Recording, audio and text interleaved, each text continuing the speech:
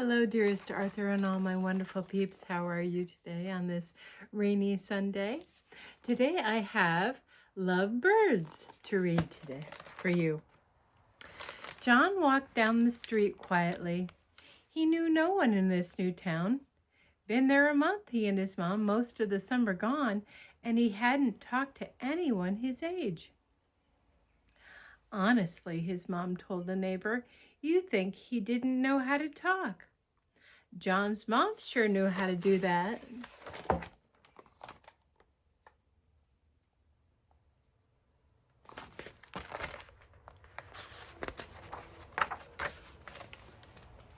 John walked silently past his mother's chatter, past a boy throwing a ball against a garage door. Ka-thunk, ka-thunk, ka-thunk. Past children laughing on swings. Clink, swish, ha ha ha ha. Clink, swish, ha ha. He heard the growl of Mrs. McGrath's lawnmower, the swish of Mrs. Lee's sprinklers, and the loud chorus of music as a car of teens rolled by.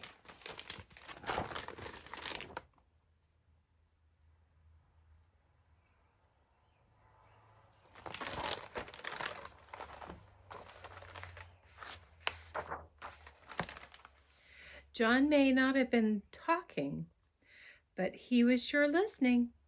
Mostly he listened to birds.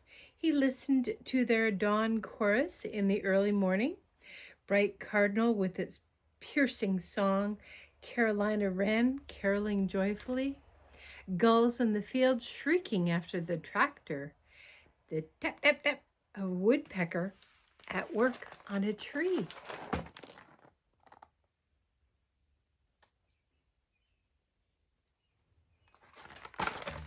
That's a lot of different birds, isn't it?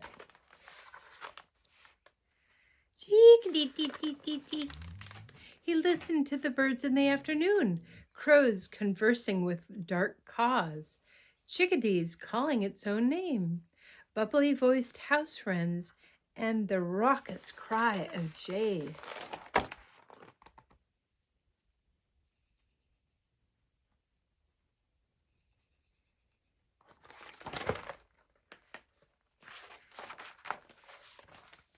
He listened to the birds in the evening, a single robin singing to a street light, geese in long V's honking homeward, barn swallows twitter and clatter as they headed to the roost, and the lullaby coos of the local doves sitting on their ready nests.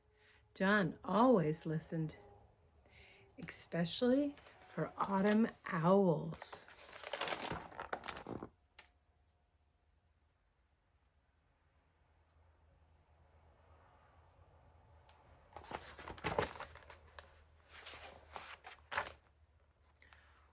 Cuckoo, for who cooks for you?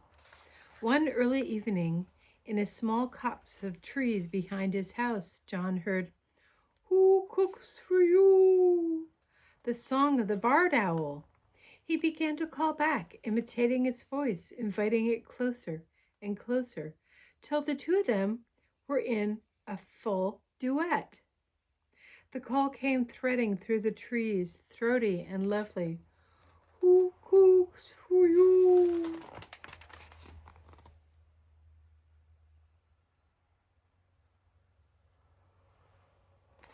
Did you know that the barred owl's call sounds like "Who cooks for you"?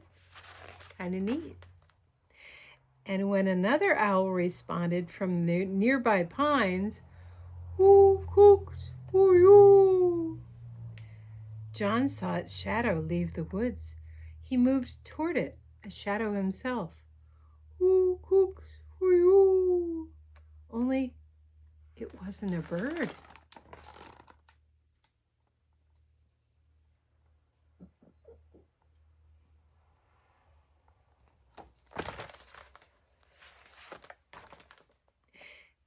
It was a different listener, a girl about his age. They'd been calling back and forth all that time, each one hoping for an owl and finding one another.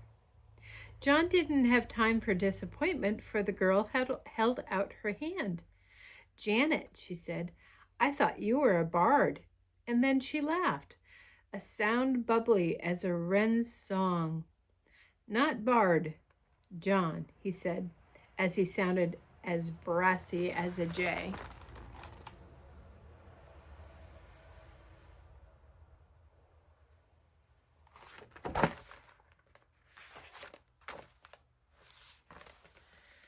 Then Jan, who really rarely talked, and Janet, who always listened, spent hours jabbering with one another about nights and nightjays, about nests and nestlings, about hoots and calls, about feathers and wings.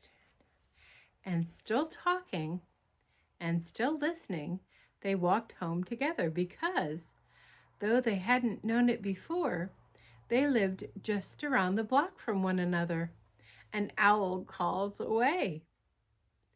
They promised to meet the very next morning and walked to school, John and Janet.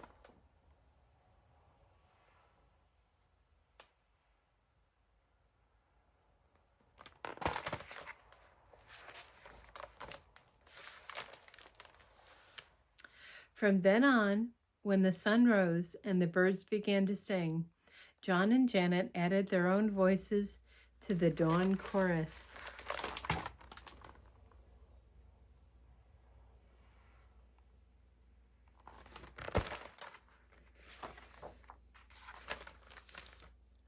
For days and weeks and into the years, they listened and talked till, for both of them, their voices became the most important sound in the whole wide world, the voice of a best and beloved friend.